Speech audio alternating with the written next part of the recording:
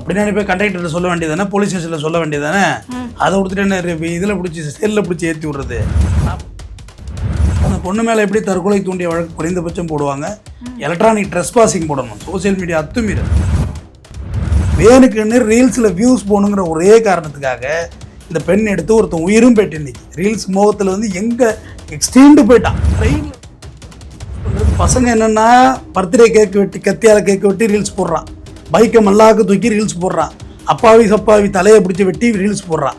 பொண்ணுங்க என்னென்னா இது எல்லா எக்ஸ்டெண்ட்டுக்கும் இறங்கி போட்டுருச்சு ரீல்ஸு. அதனுடைய ஒரு அந்தரங்க உறுப்பில் ப்ரைவேட் பார்ட்ஸில் மார்பகத்தில் இடிக்கக்குள்ள சிரிப்பு வருமா இருக்காது. ரீல்ஸ் எடுக்க வேண்டிய அவசியம் என்ன இருக்குது? இஸ்லாமிய பெண் ஒன்று வந்து அது இந்த புர்காவெல்லாம் போட்டு ரீல்ஸ் பண்ணுது, பாட்டு டான்ஸ் ஆடும், கையிலெல்லாம் கட்டிட்டு பண்ணுற மாதிரி பண்ணும். அதை வந்து அவங்க அம்மாவை போய் இப்போ ஊரில் உள்ளவங்களாம் வந்து இது பண்ணி உங்கள் பொண்ணு வந்து ஊர் மரத்தையே வாங்குது, நீங்கள் என்ன இப்படி பண்ணிகிட்டு இருக்குன்னு போய் கேட்டிருக்காரு. அது உடனே அவங்க அம்மாவுக்கு வந்து ஏற்கனவே ஹார்ட் ஆப்ரேஷன் தான். மறுபடியும் அந்த பெண்ணுக்கு தகவல் வந்துன்னா அந்த பெண்ணு மறுபடியும் ஒரு வீடியோ போட்டுச்சு போய் உட்காந்து.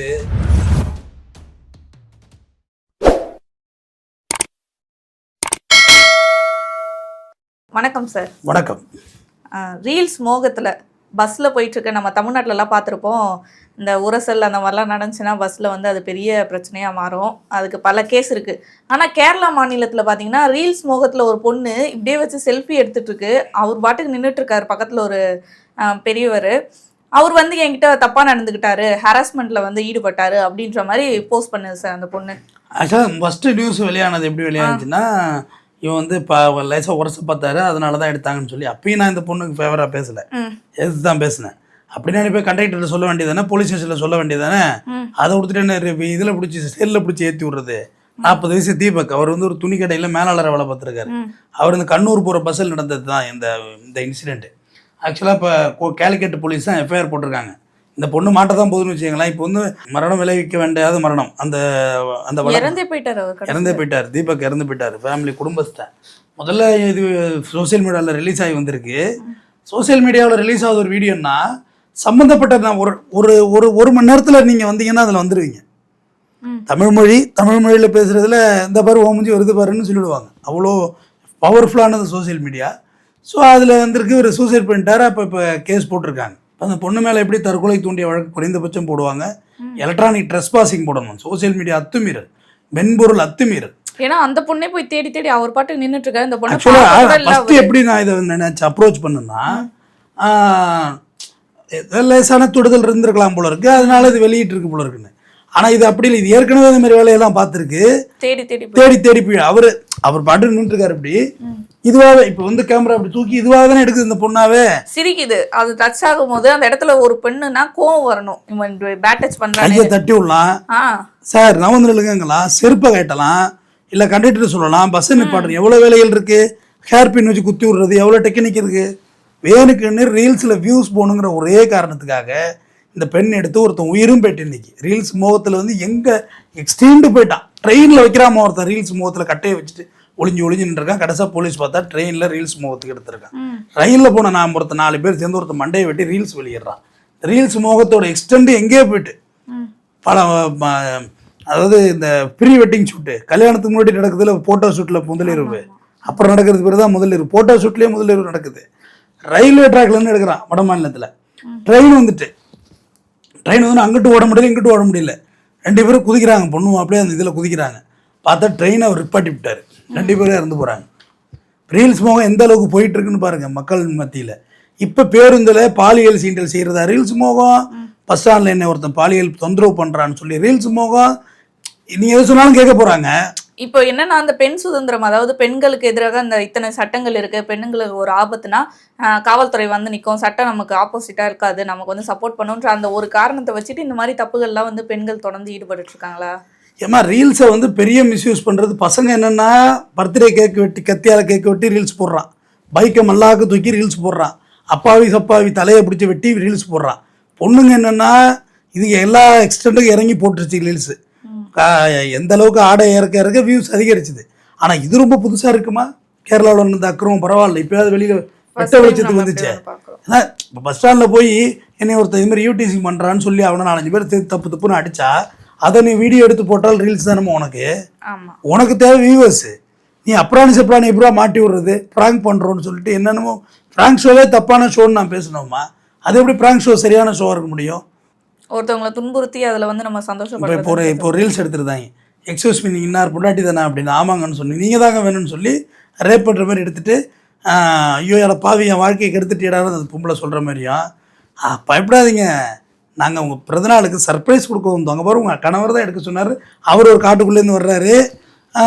இது வந்து இது ஒரு ப்ரோக்ராம் அது எக்ஸ்டெண்டுக்கு போயிட்டு எல்லையை மீறி போகிறீங்கடா அப்படின்ற மாதிரி நிலைப்பாடு தான் இருக்குது. கொஞ்ச நாள் அந்த கடையநல்லூர்லேருந்து ஒரு முஸ்லீம் பொண்ணு ஒன்று, இஸ்லாமிய பெண்ணு ஒன்று வந்து அது இந்த புர்காவெல்லாம் போட்டு ரீல்ஸ் பண்ணுது. பாட்டு டான்ஸ் ஆடும், கையிலையெல்லாம் கட்டிட்டு பண்ணுற மாதிரி பண்ணோம். அதை வந்து அவங்க அம்மாவை போய் இப்போ ஊரில் உள்ளவங்களாம் வந்து இது பண்ணி உங்கள் பொண்ணு வந்து ஊர் மரத்தே வாங்குது, நீ என்ன இப்படி பண்ணிகிட்டு இருக்குன்னு போய் கேட்டிருக்காங்க. அது உடனே அவங்க அம்மாவுக்கு வந்து இருக்கிற ஹார்ட் ஆப்ரேஷன் தான். மறுபடியும் அந்த பெண்ணுக்கு தகவல் வந்துன்னா அந்த பெண்ணு மறுபடியும் ஒரு வீடியோ போட்டுச்சு போய் உட்காந்து, ஏன்டா கறி வாங்க போன பொண்ணை கற்பழிச்சு கழுகத்திலே வெட்டி கொன்னீங்க, அப்போ உங்கள் ஊர்மானம் போகலை. இவன் மொட்டைட்டி அவன் வச்சுருக்கான், அவன் மொட்டை வச்சுருக்கான், அப்போல்லாம் அவங்க ஊர்மானம் போகலை. 17 வயசு பொண்ணை கல்யாணம் பண்ணி கொடுத்து தூக்கு மாட்டி தொங்க வச்சிங்க, அப்போ ஒரு 10 கிரைம் அந்த ஊரில் உள்ள கிரைமை சொல்லிட்டுமா லைவாக உட்காந்து. அது ஒரு பெரிய சர்ச்சையாக போயிட்டுருக்கு. யாருக்கும் தெரியாத விஷயம்லாம் இப்போ வெளியே வர ஆரம்பிச்சிட்டு அந்த பொண்ணை பற்றி கெட்டத்தனமாக எழுதுறாங்க. அந்த பொண்ணும் திருப்பி போடுது. இப்போ இது ஒரு இப்போ கிட்டத்தட்ட 4 நாளாக இதுதான் ஓடிக்கிட்டு இருக்கு. இந்த விஷயம் தான் 4 நாளாக ஓடிக்கிட்டு இருக்கு இந்த கடையநல்லூர் தென்காசி மாவட்டத்தில். சொல்கிற ரீல்ஸ் மோகம் வந்து எங்கெங்கேயே போயிட்டு சாதி மதம்லாம் நோண்டி எடுக்க ஆரம்பிச்சிட்டாங்கம்மா. அந்த பொண்ணுடைய அம்மா வந்து ஒரு ஹிந்து, அவங்க அப்பா ஒரு குரூப் இப்படி எழுதுறாங்க. ஒரு குரூப்பு இந்த பொண்ணு வந்து பிஜேபிக்கார பொண்ணு ஆகிட்டு சங்கி ஆகிட்டுன்னு ஒரு குரூப் எழுதுறாங்க. ஆளாளுக்கு அவங்க வாயில் வந்தது எழுதப்படுகிறது.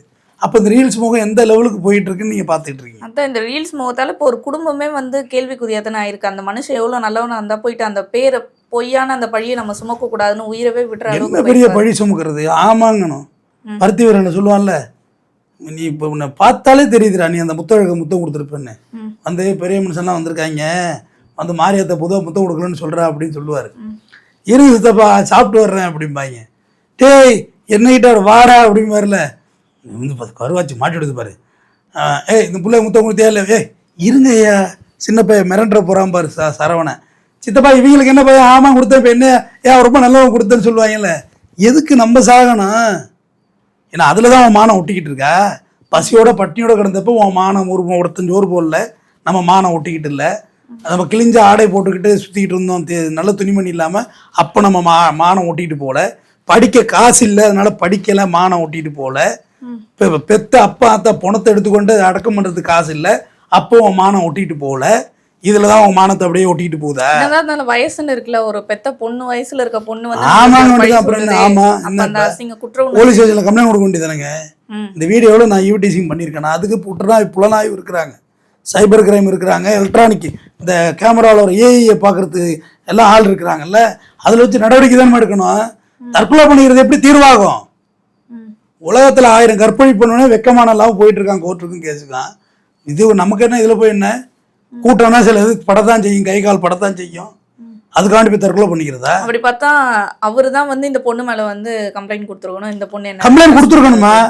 இந்த மாதிரி ரீல்ஸுக்காண்டி அந்த மானத்தை வாங்குது. நான் இதில் எங்கே அவர் கையை இடிக்கவே இல்லை. இந்த பொண்ணாவே தான் இல்லை. அந்த பொண்ணாவே போய் இடிக்கிறப்ப ஒரு சிரிப்பு சிரிக்குது. அதனுடைய ஒரு அந்தரங்க உறுப்புல பிரைவேட் பார்ட்ஸில் மார்பகத்தில் இடிக்கக்குள்ள சிரிப்பு வருமா இருக்காது? ரீல்ஸ் எடுக்க வேண்டிய அவசியம் என்ன இருக்கு? ஃபேக் புதுசாக உங்கள் மேலே இருக்கிற இந்த ஹர்டசி சிம்பத்தி வச்சு ஃபேக்கான ஒரு நியூஸ் எடுத்து ஒருத்தன் உசிராப்பேட்டை தீபக்கு நான் வீட்டுக்கு நீ சம்பளம் கொடுத்துருவீங்களா? அவங்க வீட்டு புள்ள குட்டிக்கு காசு கொடுத்துருவீங்களா? இப்போ அவர் உயிர் இழந்துட்டாரு. அந்த குடும்பம் வந்து இப்போ கேஸ் கொடுக்கலாமா அந்த பொண்ணு மேலே? அப்படி கேஸ் தாராளமாக கொடுக்கணும். என் கணவர் தற்கொலைக்கு தூண்டியதற்கு இந்த பொண்ணு தான் காரணம், இந்த வீடியோ தான் காரணம். இந்த வீடியோ ஷேர் பண்ணவங்கலாம் பிடிச்சி ரிமாண்ட் பண்ணுங்கன்னு சொன்னோம்னா சூப்பராகிடும். ஏன்னா சுப்ரீம் கோர்ட் சொல்லியிருக்கு, உண்மைத்தன்மை தெரியாமல் ஷேர் செய்தால் நீங்களே இந்த வீடியோவுக்கு பொறுப்பாவீர்னு சொல்லியிருக்கு. ஷேர் பண்ணி விட்றோம்ல, 20 தலையில் பாம்பு வருதுன்னு எங்கம்மா பார்த்தோம். இந்த வீடியோவை ஷேர் பண்ணுங்க, சாயந்தரத்தில் நல்ல செய்தி கிடைக்கும். எங்கே கிடைக்குது? சாயந்தரத்தில் பைக்கிலேருந்து கீழே தான் விட வேண்டியா இருக்குது. இந்த மூட பழக்க வழக்கம் மாரி இல்லாதையும் பொல்லாதையும் சொல்கிறது, செராக்ஸ் எடுத்து கொடுத்தா கடவுள் நேரில் வருவார், இதெல்லாம் போய். அப்போ அந்த குடும்பம் போய் கம்ப்ளைண்ட் கொடுத்துடணும். கம்ப்ளைண்ட் ஆகதான் போகுது, இந்த பொண்ணு மேலே கேஸ் மாட்டதான் போகுது. பொண்ணு குறைந்தபட்சம் தற்கொலைக்கு தூண்டிய வழக்கில் மாட்டும். இந்த பொண்ணு என்ன மாதிரி தண்டனை கிடைக்கும் சார்? 7 வருஷம் வரை இம்ப்ரீஸ்மெண்ட் கொடுக்கலாம். இன்னும் இந்த வீடியோ ட்ரெஸ் பாசிங்லாம் சேர்த்து கூட்டி கழிச்சு அதுக்கு ஒரு 3 வருஷம் 10 வருஷம் அந்த பொண்ணு தண்டனை ஆக்குற வழக்கு அவங்க மீது பதியப்படணும். இது கொலை வழக்கா மாற வாய்ப்பு இருக்கா? கொலை வழக்கா மாறாது, தற்கொலை தானே பண்ணிட்டாரு. கொலை வழக்காலாம் மாறாது, பட் தற்கொலை தூண்டிய வழக்கு வந்துடும், அதுல வந்துடும். ஏன்னா அது ஃப்ரெண்டு கூட சேர்ந்து அதாவது தோழி இவங்களும் வந்து பஸ்ல போயிட்டு இருக்காங்க, அப்ப இந்த சம்பவம் வந்து தோழி மேலேயே எஃப்ஐஆர் போடணும். வலிச்சு எஃப்ஐஆர் போட்டாதான் அடங்கும், இல்லைன்னா அடங்கவே அடங்கும். ரீல்ஸ் முகம் அடங்கவே அடங்காது. அந்த லெவலுக்கு உக்கிரமா போயிட்டு ரீல்ஸ் முகம். பசங்க கத்தியை வச்சு விளாட்றான், பைக்கை வச்சு விளாட்றான், அவனுங்க அட்ராசிட்டி அதுக்கு மேலே இருக்குது ரீல்ஸ் முகத்தில். அதே தென்காசியில் ஒரு வாட்டி போன தீபாவளியோட மொத்தமாக அந்த அவுட் பாம் எல்லாத்தையும் போட்டு ஒரே இடத்துல போட்டு கொளுத்தி விட்டு ஊரே வெட்டிக்கிற மாதிரி வச்சு எல்லாரும் கைது. சேஷன் வாசலில் வெளில வரக்கூடிய ரீல்ஸு எல்லாரும் கைது. கோர்ட்டில் வந்துட்டு வாய்தாவுக்கு நிற்கிறப்ப ரீல்ஸு எல்லாரும் கைது. எங்கே ரீல்ஸ் போடலாம் கிடையாது. ஏமா டெட் பாடியை தூக்கிட்டு புகழ போட்டோ பிடிக்கிறாமா, பாடி தூக்கிட்டு போகும்போது தோல்ல அதில் போடுறாமா ரீல்ஸு, மார்ச்சரியில் போடுறாமா ரீல்ஸு.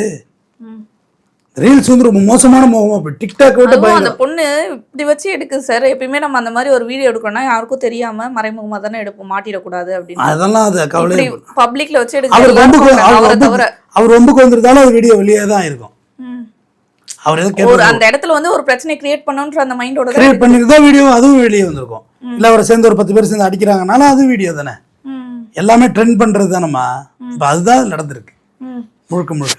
அதான் இதே மாதிரி பார்த்தீங்கன்னா இப்போ போலீஸ்காரங்களே பாருங்க, போலீஸ்கார் நம்மளை காவல்துறை தான் நம்ம நண்பன் சொல்லிட்டு இருக்கோம். ஆனால் அந்த காவல்துறையே பார்த்தீங்கன்னா பெண்கள்லாம் அந்த காவல்துறையினர் போயிட்டு அந்த யூஸ் பண்ற பாத்ரூம்லேயே கேமரா வச்சு இந்த ராமநாதபுரத்தில் இந்த பரமக்குடியில் இமானுவேல் சேகரனாருடைய மணிமண்டபம் திறக்க போன நிகழ்ச்சியில் கேவலத்தை இதெல்லாம் நம்ம தமிழ்நாடு எங்க போயிட்டு இருக்கு. தஞ்சாவூரை சேர்ந்த ஒரு பெண் காவலர் கைது கொடுத்துருக்காங்க கம்ப்ளைண்ட். ஆமா, குளிக்கிற அவங்க பாத்ரூம்ல போய் கேமரா வைக்கிறானா இவன் ஒரு SSI, இவனுக்கு என்ன செய்யறது ஒன்று சொல்லுங்க. அப்ப மக்கள் எங்க தான் போவாங்க, யாரை தான் நம்புறதுமா? வெளியே பயிரமைச்சா யாரை தான் நம்புறது? ரீல்ஸ் முகத்தில் பாருங்க, பூரா டான்ஸ் ஆடி பல்லாவரம் ஸ்டேஷனில் ஒரு 25 காவலர்கள் காத்திருப்பூர் பட்டியலில் மாறினாங்க.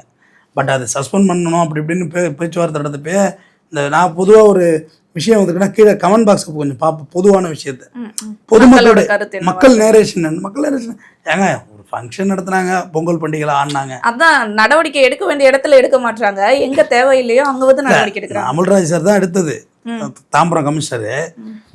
ஒரு ஃபங்க்ஷனே ஒரு ஜாலியாக கொஞ்சம் ஒரு மைண்ட் ரிலாக்ஸாக பண்ணியிருக்காங்க அப்படின்ற பார்வை என்னட்டே இருந்துச்சு.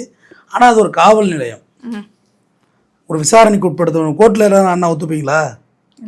கோர்ட்டில் கோர்ட் ஸ்டாஃப் ஜட்ஜி எல்லாம் அண்ணா ஓகேவான்னு கேட்டேன். உங்களுக்கு ஏற்றுக்க மாட்டோம். ஆனா அந்த உடை அணிந்துட்டு பண்ணல அவங்க, அது ஒரு செலிப்ரேஷன் ஏற்றுக்க மாட்டோம் இல்லைன்னு கேட்டேன். ஏற்றுக்க மாட்டோம். அது அந்த பாயிண்ட் ஆஃப் வியூ எனக்கு அந்த பெர்ஸ்பெக்டிவ் ஓகே. மருத்துவமனையில் இருக்காங்க, நர்ஸு 2 பணத்தை வச்சுட்டு ரீல்ஸ் பண்ணி லாக் அனுப்பிச்சு ஞாபகம் இருக்கா? நடுவில் டெட் பாடி கிடக்குமா, 2 பேர் டான்ஸ் ஆடிட்டு ரீல்ஸ் பண்ணிச்சுங்க. சஸ்பெண்ட் ஆனிச்சா இல்லையா? உனக்கு என்ன இன்னொருத்தர் துன்பமாக இருக்குள்ள, உனக்கு என்ன ஜாலி வேண்டி இருக்கு? இப்போ இப்படி இருக்கு, இந்த ரத்த பாட்டில் இருக்கு, 2 சேஸ் அப்படின்னு சொல்லி 2 காவலர்கள் 2 செவிலியர்கள் பண்ண வேலை போகுமா போகாதா உங்களுக்கு? அப்போ போலீஸ் ஸ்டேஷனுங்கிறது ஒரு புனிதமாக விசாரணை நடைபெறுற இடம். அதில் இந்த மாதிரி கொண்டாட்டங்கள் இருக்கக்கூடாதுங்கிறது தான் பொது கருத்து.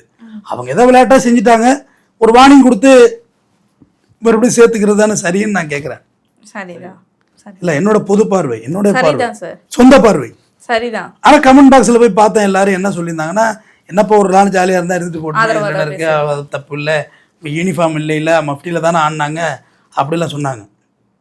2 வருஷத்துக்கு முன்னாடி கடற்கரையில் 2 பெண் காவலர்கள் வந்து யூனிஃபார்மோடைய ஒரு ரீல்ஸ்க்கு ஆடினாங்க.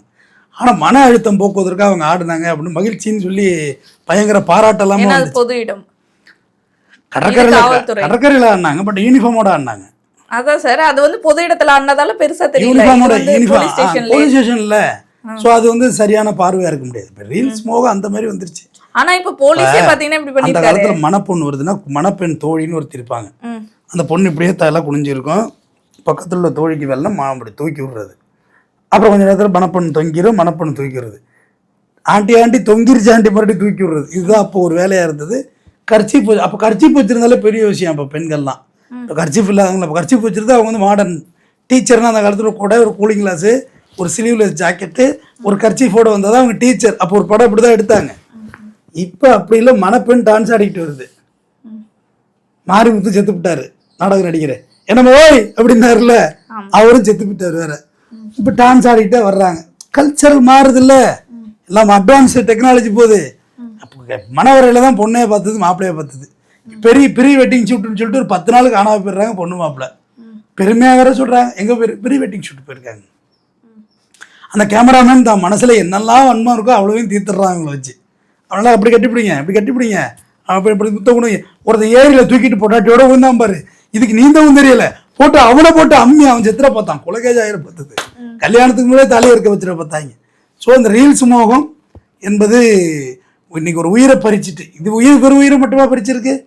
கார் ஒன்று ரிவர்ஸில் போய் ஒரு 240 அடி பள்ளத்தாக்கில் விழுந்து செத்து போச்சு ரீல்ஸ் முகத்தில் மேலே ரன்னிங்கில் ஏறுறது, காரில் ஏறுறது.